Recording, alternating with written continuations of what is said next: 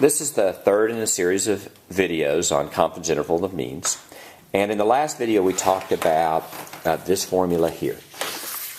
That is, how do you find a confidence interval when sigma is unknown? And what we discovered was that when sigma is unknown, we're less sure, so that rather than using the z, we're going to use a t. So that's the key difference, right? Right here, we're going to use the t distribution rather than the standard normal. And it's easy enough just to use rather than the z. And it's easy enough to think about, well, that's easy enough, I'll just use a different table, but it's important to understand why. What's going on is you're less sure because you have to estimate sigma. So what we're going to do is we're going to use a distribution that compared to the normal distribution is flatter and has fatter tails. So let's just do an example. So let's say you're trying to predict mu. And what you get is you have a sample size of, let's say you have a sample size of 45. And let's say that x bar is equal to 209. And sigma hat is equal to 22. And you want to do a 95% confidence interval. Well, since sigma is unknown, this is the formula we're going to use. We're going to use confidence interval 0.95 is equal to x bar plus or minus t 0.95 times sigma hat over square root of n. Now, in a follow-up video, we'll talk about how to estimate sigma hat, but for now, that's given.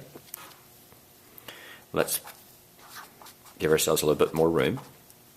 That's going to be 209 plus or minus t 0.95, 22 over the square root of 45. So far, everything's the same. And this is where it's different. So let's look at this. What we're going to do is, in the back of every stats book, or you can go to Google and find it, there's a lot of t-tables. And the thing about a t-table is a t-table, a little bit different than a z distribution. A t-table also has a degree of freedom. So if we think about what the degree of freedom here is, the degree of freedom is the sample size minus 1, so that's 45 minus 1, so that's 44. So this is often called 0.95 comma 44. And if you look at this table,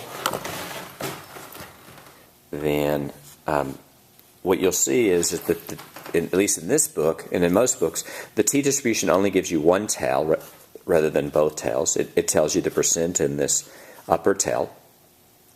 And it has on this row the degrees of freedom, and in this row the upper tail probability. So what we're going to do is we're going to look at degrees of freedom, and we're going to go down and we're going to try to find 44, because that's the degrees of freedom. Here it goes down to 40, so we're going to go down to degrees of freedom of 40. And then we're going to read across, and since we want a 95% confidence interval, that means we want 95% to be in the middle, then we want 5% to be in the tails, right? And since 5% are in the tails, then we want 2.5% to be in the upper tail and 2.5% to be in the lower tail. So that we read across, and we want this to be 0.025, and then we simply read where those two numbers interact. And you're going to need a t-table in front of you, but if you look at that, here we have, there's not a 44, there's a 40 and a 50. So think about statistics. You always want to make the mistake in statistics to be more cautious. So a sample size of 40 is more cautious than saying we have a sample size of 44. So that's fine. You never want to become less cautious. Then we read across to 0.25. 0.025. And they have almost all the common ones here, and that's 2.971. And if you'll notice, that's substantially larger than what you would get if you would use a z-table, which makes sense because we have less information. So let's plug that in.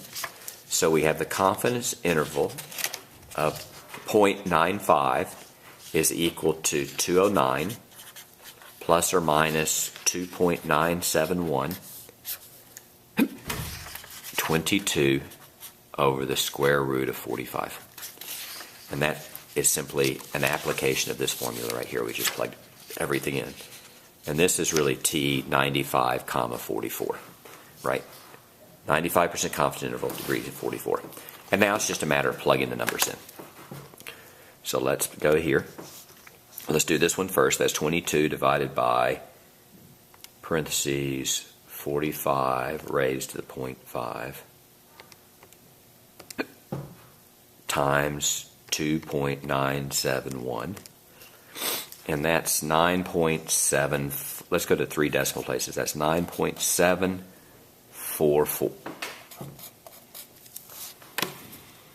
So then you have 209 plus or minus 9.744. You're going to go 209 minus that answer, and I get 199.256. And then I'm going to add it, and then I get 218.744. Let's think exactly what that means. What that means is that when we estimate, when we are trying to get a confidence interval estimate for mu to a 95% degree of confidence, then we believe that mu should be between 199.256 and 218.744. And that if we took these repeated samples, then 95% of those samples mu would fall between those two numbers. And that's how you do a confidence interval when sigma is unknown.